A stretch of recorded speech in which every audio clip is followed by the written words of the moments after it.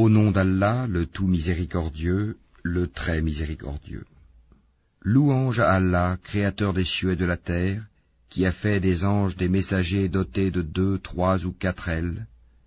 Il ajoute à la création ce qu'il veut, car Allah est omnipotent. Ce qu'Allah accorde en miséricorde aux gens, il n'est personne à pouvoir le retenir.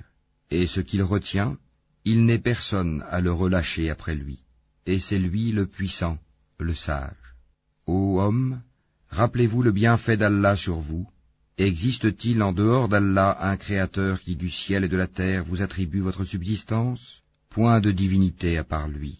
Comment pouvez-vous vous détourner de cette vérité? Et s'il te traite de menteur, certes on a traité de menteur des messagers avant toi. Vers Allah cependant tout est ramené.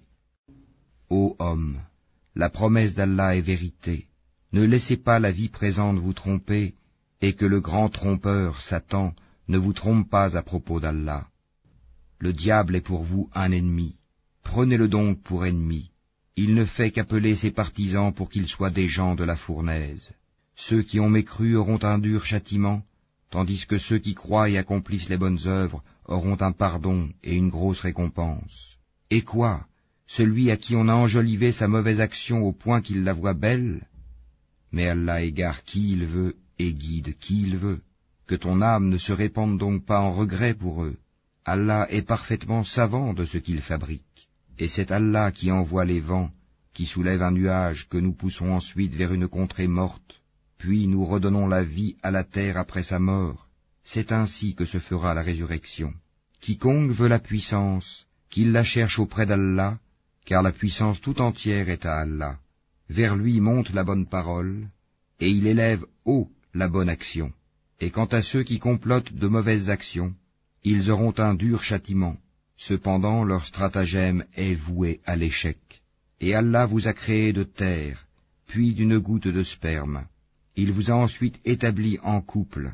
Nulle femelle ne porte ni ne met bas sans qu'il le sache. Et aucune existence n'est prolongée ou abrégée sans que cela soit consigné dans un livre. Cela est vraiment facile pour Allah. Les deux mers ne sont pas identiques. L'eau de celle-ci est potable, douce et agréable à boire, et celle-là est salée, amère. Cependant, de chacune, vous mangez une chair fraîche, et vous extrayez un ornement que vous portez. Et tu vois le vaisseau fendre l'eau avec bruit, pour que vous cherchiez certains des produits de sa grâce. Peut-être serez-vous reconnaissant.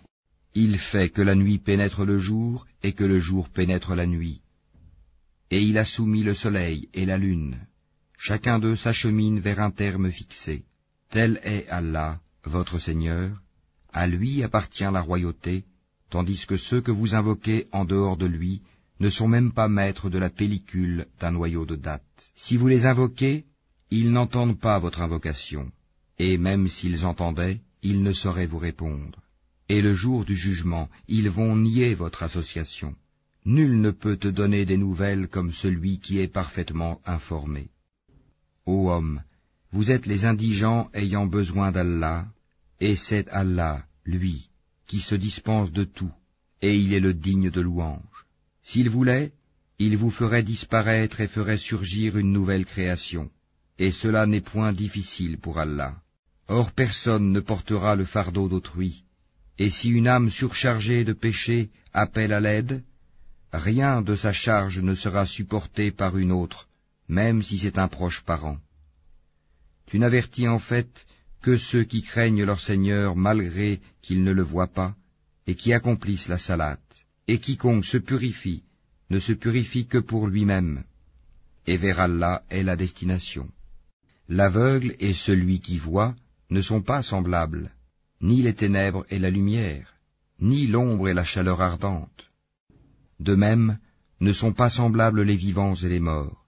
Allah fait entendre qui il veut, alors que toi, Mohammed, tu ne peux faire entendre ceux qui sont dans les tombeaux. Tu n'es qu'un avertisseur. Nous t'avons envoyé avec la vérité en tant qu'annonciateur et avertisseur.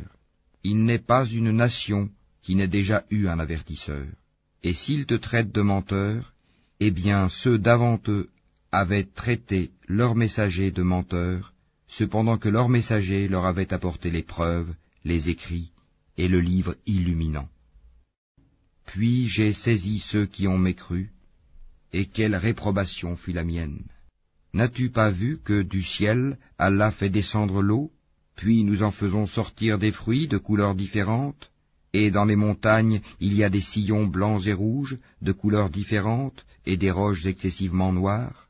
Il y a pareillement des couleurs différentes parmi les hommes, les animaux et les bestiaux. Parmi ses serviteurs, seuls les savants craignent Allah. Allah est certes puissant et pardonneur. Ceux qui récitent le livre d'Allah accomplissent la salate, et dépensent en secret et en public de ce que nous leur avons attribué, espèrent ainsi faire un commerce qui ne périra jamais, afin qu'Allah les récompense pleinement et leur ajoute de sa grâce. Il est pardonneur et reconnaissant. Et ce que nous t'avons révélé du livre est la vérité confirmant ce qui l'a précédé. Certes, Allah est parfaitement connaisseur et clairvoyant sur ses serviteurs.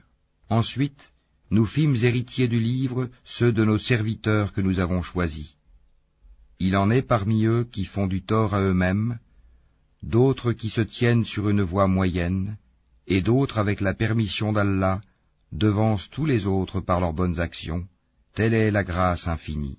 Les jardins d'Éden, où ils entreront parés de bracelets en or ainsi que de perles, et là leurs vêtements sont de soie, et ils diront, louange à Allah qui a écarté de nous l'affliction. Notre Seigneur est certes pardonneur et reconnaissant.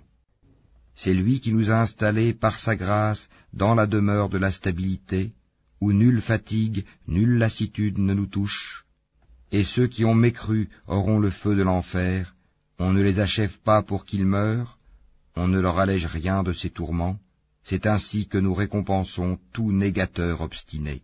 Et là, ils hurleront, Seigneur, fais-nous sortir, nous ferons le bien contrairement à ce que nous faisions.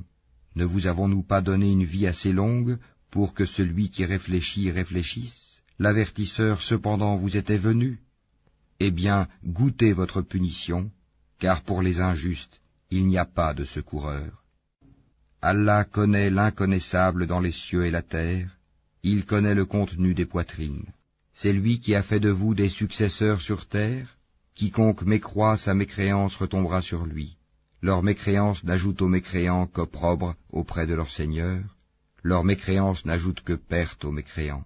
Dis, voyez-vous vos associés que vous invoquez en dehors d'Allah? Montrez-moi ce qu'ils ont créé de la terre. Ont-ils été associés à la création des cieux? Ou leur avons-nous apporté un livre qui contienne des preuves pour ce qu'ils font? Non, mais ce n'est qu'en tromperie que les injustes se font des promesses les uns aux autres. Allah retient les cieux et la terre pour qu'ils ne s'affaissent pas. Et s'ils s'affaissaient, nul autre après lui ne pourra les retenir. Il est indulgent et pardonneur. Et ils ont juré solennellement par Allah que si un avertisseur leur venait, ils seraient certes mieux guidés que n'importe quelle autre communauté. Puis, quand un avertisseur, Mohammed, leur est venu, cela n'a fait qu'accroître leur répulsion, par orgueil sur terre et par manœuvre perfide. Cependant, la manœuvre perfide n'enveloppe que ses propres auteurs. Attendent-ils donc un autre sort que celui des anciens? Or jamais tu ne trouveras de changement dans la règle d'Allah, et jamais tu ne trouveras de déviation dans la règle d'Allah. N'ont-ils donc jamais parcouru la terre pour voir ce qu'il est advenu de ceux qui vécurent avant eux et qui étaient plus puissants qu'eux? Et rien dans les cieux ni sur terre ne saurait réduire l'autorité d'Allah, car il est, certes, omniscient, omnipotent. Et si Allah s'en prenait aux gens pour ce qu'ils acquièrent, il ne laisserait à la surface de la terre aucun être vivant, mais il leur donne un délai jusqu'à un terme fixé, puis quand leur terme viendra, il se saisira d'eux, car Allah est très clairvoyant sur ses serviteurs.